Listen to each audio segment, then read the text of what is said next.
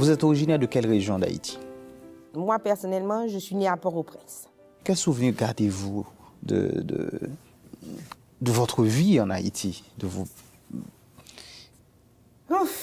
bon? Mais si, c'est des bons parce que j'aime les Haïtiens. J'aime les Haïtiens. Est-ce que Haïti, ça veut dire... Je ne sais plus. Moi... L'enfance? Oui, il y a des bons souvenirs. Je pense que comme dit mon père, j'ai été privilégiée. Donc, c'est sûr que je ne peux dire que j'ai des bons souvenirs. Sauf que je vous dirais honnêtement, Haïti m'a beaucoup fait souffrir. C'est-à-dire, j'ai la misère, pas voir les choses avancer. Je pense que Haïti a beaucoup d'impact sur moi. Ça vient me chercher tout le temps. Puis surtout que je ne vois pas ce que je peux faire. Alors... Est-ce que vous retournez à l'occasion? Oui, minimalement aux 2 ans. Et mes enfants aussi. Pour moi, c'est très important. En 1995, vous avez reçu une distinction du gouvernement des États-Unis. Racontez-nous et pourquoi. J'ai reçu une distinction du gouvernement des États-Unis. C'était pour l'organisation de l'Assemblée générale de l'OEA qui s'était tenue en Haïti en 1995. Et en fait, c'était moi qui étais l'organisatrice j'avais reçu le mandat et de la primature et du ministère des Affaires étrangères pour organiser cette Assemblée générale. Et il faut se rappeler qu'on était dans un contexte où l'ex-président Aristide venait de revenir. Il n'y avait pas de structure particulièrement. Il y avait 35 pays qui allaient être présents. Combien de délégations? Donc, il y avait la MINUSTA. C'était pas la MINUA à l'époque, la MINUA. Donc, il fallait que je travaille avec la MINUA aussi sur toutes les questions de sécurité, de transport. Il a fallu que je négocie avec le Club Med parce qu'avec tous les hôtels du bord de la côte des Arcadins pour revamper un petit peu les chambres minimalement. Donc, en fait, c'était un terme d'organisation et c'est vrai que ça a été extraordinairement.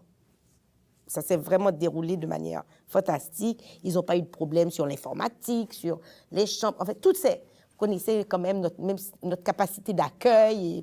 Les gens se sont donnés. On a travaillé la main dans la main. Voilà un exemple, par exemple.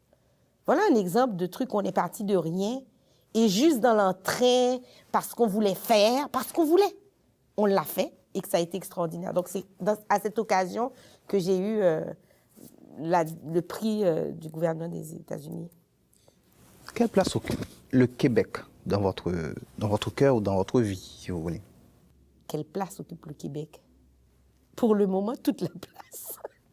Toute la place, parce que je suis au Québec, je me considère, même si beaucoup me disent « Oh, Marjorie, quand même, ne dis pas ça », mais je me considère québécoise. Et profondément québécoise. Je participe aux activités du Québec. Je suis tout ce qui se passe au Québec. Je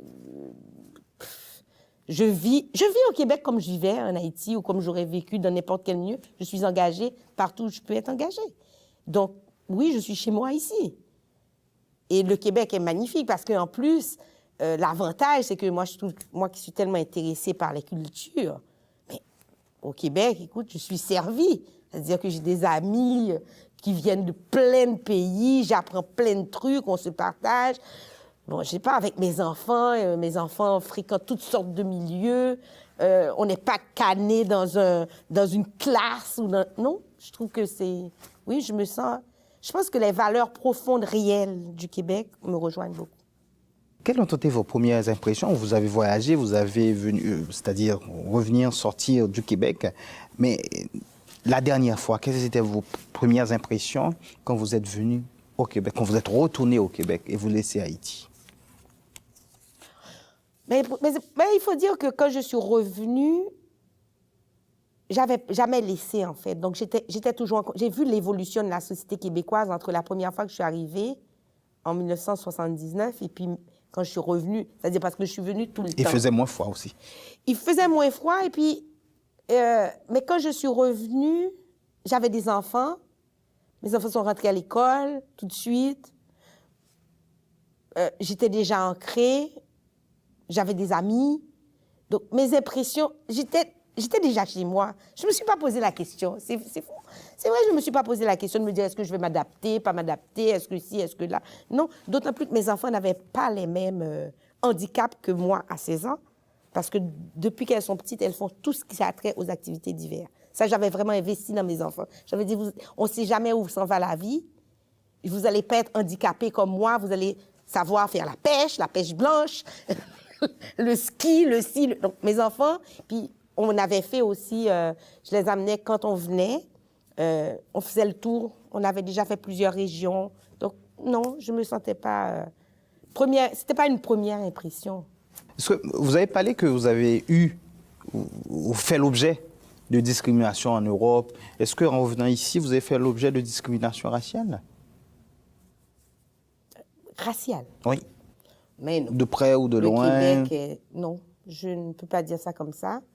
C'est plus subtil que ça, je pense, ici, parce qu'on n'est pas en Europe. En Europe, les choses sont plus claires.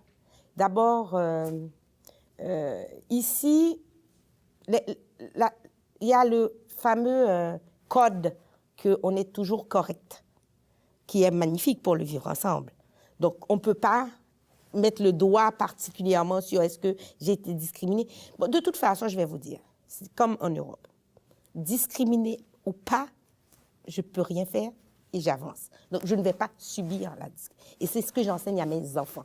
Est-il facile pour une femme et noire de réussir dans cette société? Oh, écoutez, M. Sanon, c'est toujours la même chose. Moi, je vais vous dire, rien n'est facile pour personne. On est dans un milieu de compétition, il y a la situation économique, et puis il y a les antécédents. Moi, je ne veux pas être comme une espèce de modèle en disant pour moi, ça n'a pas été difficile ou pour si, parce que chacun a son histoire. Mais c'est sûr que quand on regarde la scène, bon, on se dit, en regardant les chiffres, on se dit, ben, c'est vrai que pour les minorités visibles, c'est plus difficile.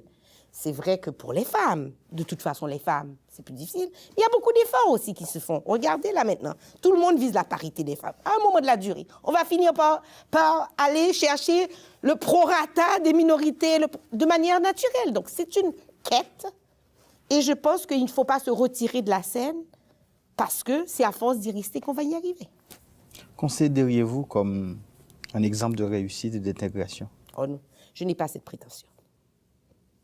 Je n'ai pas cette prétention. Je pense que chacun a son chemin. Moi, je suis juste contente de ce que je suis parce que je vis avec mes valeurs et que je contribue de la façon que je peux à la société. Donc, vous ne pouvez pas donner, c'est-à-dire ce que vous êtes aujourd'hui, donner cet exemple-là aux jeunes? Mais par exemple, maintenant, je fais beaucoup de mentorat. J'ai de plus en plus de jeunes qui me demandent d'être leur mentor. Je suis mentor pour le RIPAV, je suis mentor au niveau du réseau des femmes d'affaires. Je fais du mentorat, donc je redonne ce que je peux. Mais modèle, je dis toujours à mes mentorés, moi je suis là pour vous accompagner, mais vous devez vous développer dans ce que vous avez envie de devenir, parce qu'il n'y a pas de barrière. Donc voilà. Si vous aviez un message à passer aux jeunes de la communauté haïtienne et ceux également issus de l'immigration, qu'est-ce que ce serait? Je crois qu'il faut qu'ils arrivent d'abord à se projeter, à se dire qu'est-ce que j'ai envie de devenir quand je serai grand. Vous savez, quand vous étiez petit, vous disiez moi je veux être chauffeur de camion ou je veux être médecin. Mais maintenant, qu'est-ce qu'ils veulent devenir?